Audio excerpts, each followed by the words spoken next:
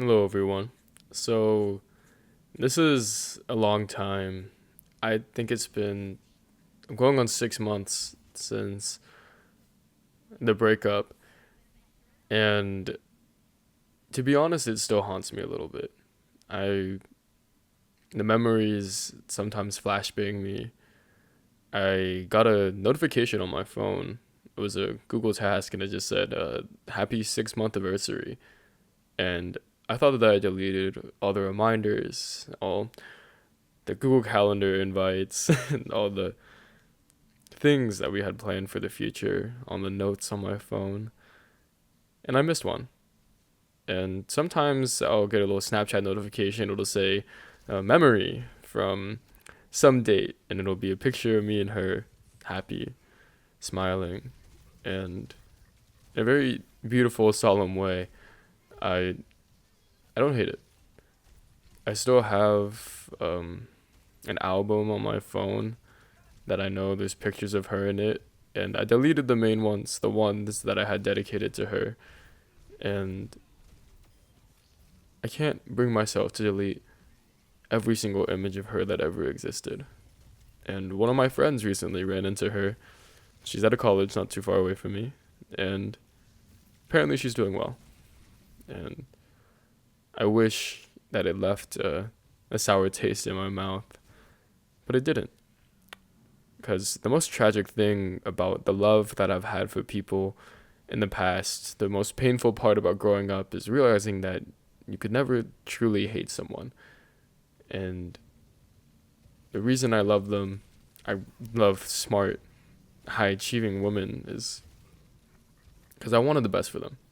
And I was hoping that that would be me and that I had something that I could provide for them. I like, as a man, providing value, growing together with people. I like surrounding myself with people that inspire me.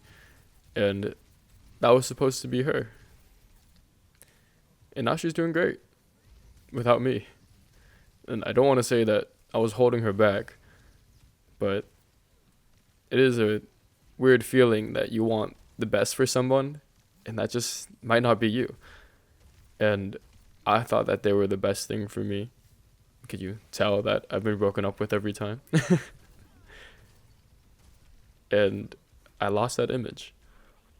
That beautiful thing about breakups to me is they rarely end in some big fight, at least for me, or this form of resentment. It's just this mutual agreement that you weren't what's going to be best for them.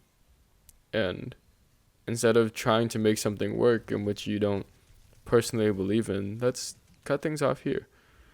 And let's explore our options and let's see if there's something better out there in the universe. I personally don't believe in the grass is always greener on the other side. But some of the best advice that I've gotten is just to experience things. So you go into a relationship and you ask for solidarity, you ask for solace, you ask for just you and them. But you might look back on it and say, I still want to explore my options. I think there's more for me out there, and you need to move forward with that belief that life is going to get better as you live it. Or you might ask yourself, why keep living at all? So I look back on that, and I see all these memories that we shared, and it's not like I miss the relationship. I get haunted by the good and the bad, and whenever I see myself trying to speak highly of her, I get frankly reminded of the reasons why we broke up in the first place. But I was happy. There were moments where I was happy, at least. And I like to look at those moments, and I miss the person that I was at that time. And I think that's a normal part of living. I miss the person that I was in adolescence, you know? Now I see how much things cost. Now I live mostly on my own. I have to drive an hour to see my parents, 6 hours to see my sister. And it's different. And that's normal. We are cursed to hold on to the past as if it's a part of us because it's the only thing that we have to make a decision for the future, even though we can never live in it. I'm cursed to think about this girl that will never be mine, and she'll forever be a part of my identity because she's going to inform the decisions of the next girl that I meet. Because the next one I want to meet is not her. The next girl that I want to go out with is going to be different from her and every other girl I've ever dated. And there's going to be pieces of advice from all my friends and my peers and my family, informing my next decision on what I think is going to be best for me. Because I know what doesn't work. And I know that, unfortunately, I like to believe that I'm painfully consistent. And in that consistency, I like to believe that I can build logically from the past and make something better from it. Make a better decision, a more informed decision. So, here we are. And there's this very beautiful message. I've been doom scrolling a lot on Instagram. Not necessarily trying to get over my ex, but definitely trying to find something useful, something meaningful from the time that we spent together. And they say that you are losing a piece of yourself.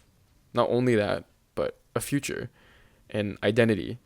This person that I constructed uniquely with that person, their little quirks, that person I always sent reels to, the unique vernacular that we developed, just me and her. And that person that I felt like I could become when I was in front of her. Now I'm used to doing research. I'm a teacher. I work. I'm a family man. Come home, see my family, student, leader of certain clubs. You have all these titles and these positions of somebody that you need to be for someone. And my boyfriend title never felt like that. It felt like I could just, be me. And I could wear all these different hats and she would see me in all those different hats and be happy for me and be proud of me. And I'd be able to talk about all of them and she'd understand. And I don't really get that nowadays. Not even with my closest friends who they live far away. And all we are now is just people who send reels to each other. Sometimes you call and check in. So you miss that person that saw all of you, that became a piece of you, synonymous with a certain identity that you would buy into. And that stings, to say the least.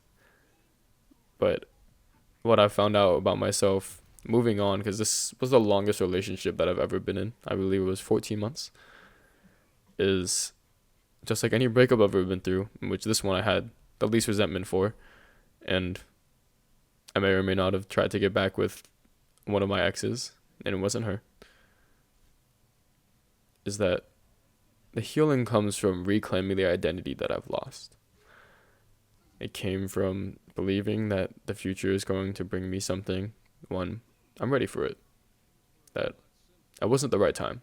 I think everyone likes to say that the relationship didn't work out because it was the right person at the wrong time. No one wants to believe that they're a bad person. But if we broke up, I honestly just don't think she was the right person for me. We wouldn't be able to go together in that way. And if we weren't able to make it work out right now, who's to say that we'd be able to work it out sometime later down the line? Because we weren't able to go together. And that's just some feeling, some phenomenon that you just can't explain. So, becoming my own person, I think I've compulsively made myself very busy this semester and next semester too. And my identity is becoming more synonymous with my work, and everyone I hang out with, I either work with, they're a colleague, or it's a fellow student, or even faculty. I just spend time with almost very little personal relations outside of my career. And that's what I've been exploring, so I don't have to take time to sit back and think about these things. But I sit down and you have some time to yourself, and the memories, they start to creep in. And I'm realizing that I have to let myself experience those memories, experience those feelings.